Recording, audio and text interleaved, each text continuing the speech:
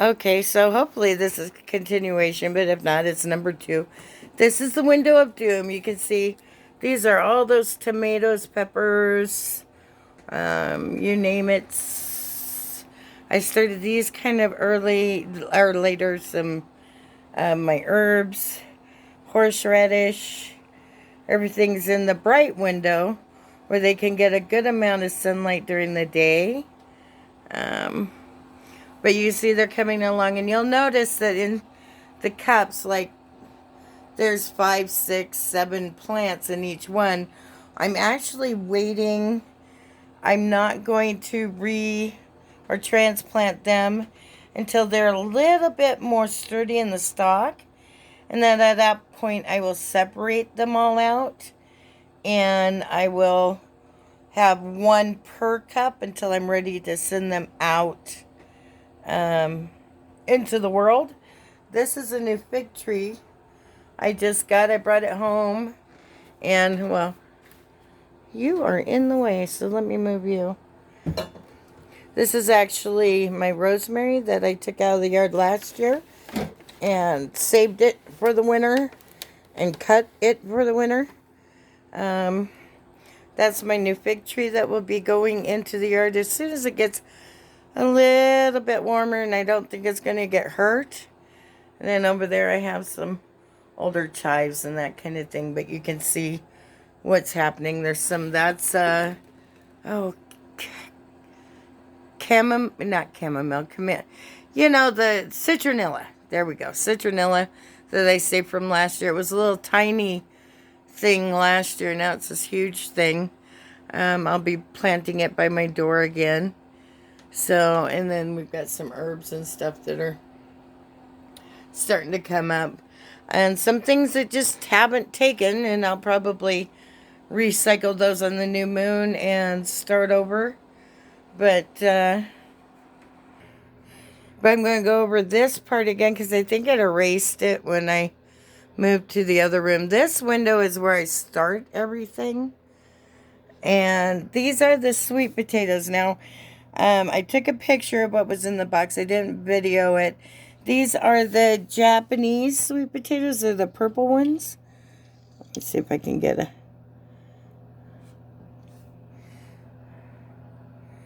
good look at that. What I did was just like you would do for an avocado plant. I put some sticks in there so that they would kind of float on the water. And I'm going to let them continue to root. And my gardener did not do an update on what his look like. And I have the rule of thumb that if they already have a leaf on it, it should be getting sunlight. And I looked up some other videos, and it looks like this is the next stage of the rooting technique. Okay, so I decided to show you. This is what they're looking like on the inside. You can see this is one that I cut off. It has roots on the bottom, and they might be doing something over on this end. So I decided to just put it back in there, see if I get some more. That one doesn't have quite a very big cluster, so I've decided to leave it for the time being. Same thing with that one. That one is one I cut off of. Um, that one's one I cut off of. So you can see what's happening. I have, this one has some leaves coming. This one has some leaves coming. That one does too. So we'll just kind of keep an eyeball on it. I went ahead and misted them. And I'll keep checking this week to see what the ones in the window do in the water. And let these get a little bit bigger and probably do the same thing.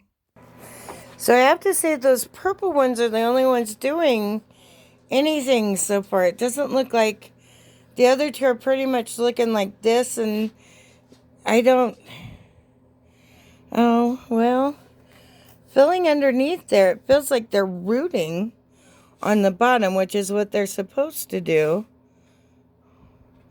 That one didn't. Maybe if I push that in a little bit more. But this one, it feels like, yeah, it's got a little bit of rooting happening. So I'll just lay that back down in there. So I don't know. I don't know if it takes longer or I don't know what the trick, the difference is.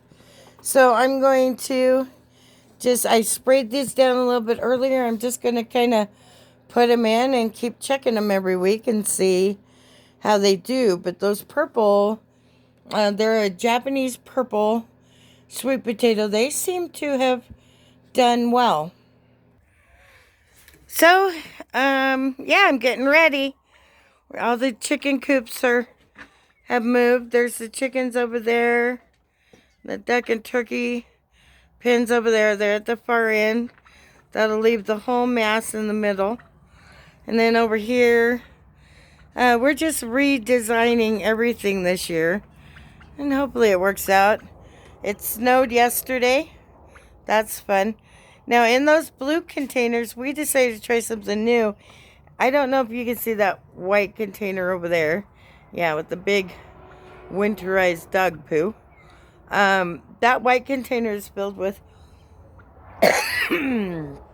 cow patties that I gathered up. And they're sitting in water. I'm going to use them as fertilizer, which I've done in years past. And it's worked well for me. This year, those two blue containers, we kept the tops off. And we put a lot of our compost in. And it's basically a compost tea at this point. So we heard that was a good way to make a fertilizer as well. Kind of a more gentler but nutrient-rich fertilizer. So we're going to give it a try, see how it works. And let's see. I don't know if I told you before. I always do because we have clay soil out here. Welcome to the Petrified Forest Painted Desert. And because we have clay hard soil, and you can see that soil out there in the road, that's basically what was my yard.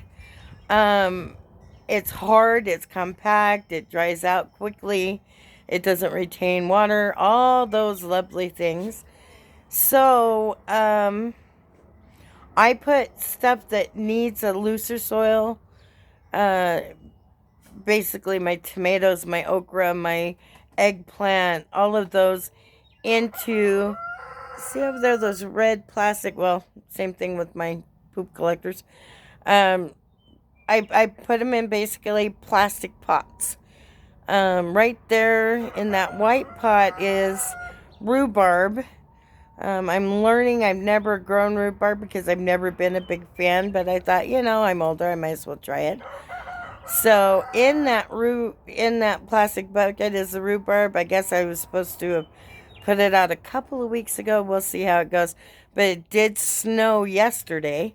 I mean, bizarre. Of course, it's already taken care of. My rooster's talking to you, saying hello. So, as a progression, I'll just keep showing you what I'm doing. Like I said, right now, all of my tomatoes and peppers are looking great. But they're little tiny things, and I'm waiting for them to get a little bit more stout. It's okay if the roots kind of intermingle with each other right now.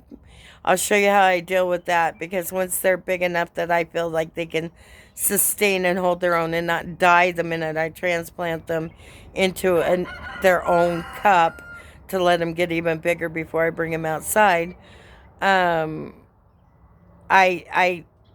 roots they'll get all entangled, and I'll end up soaking them all in water, and they'll just pop apart from each other. It's real simple. They don't like decide to knot or anything. So anyway, hope you're all doing good. Hope your plants are happy and healthy.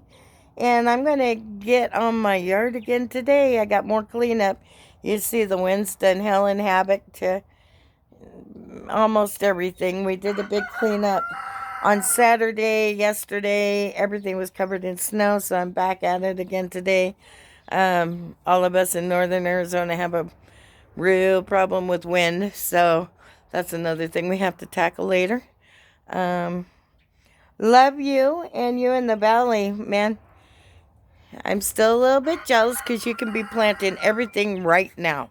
Get busy. Bye.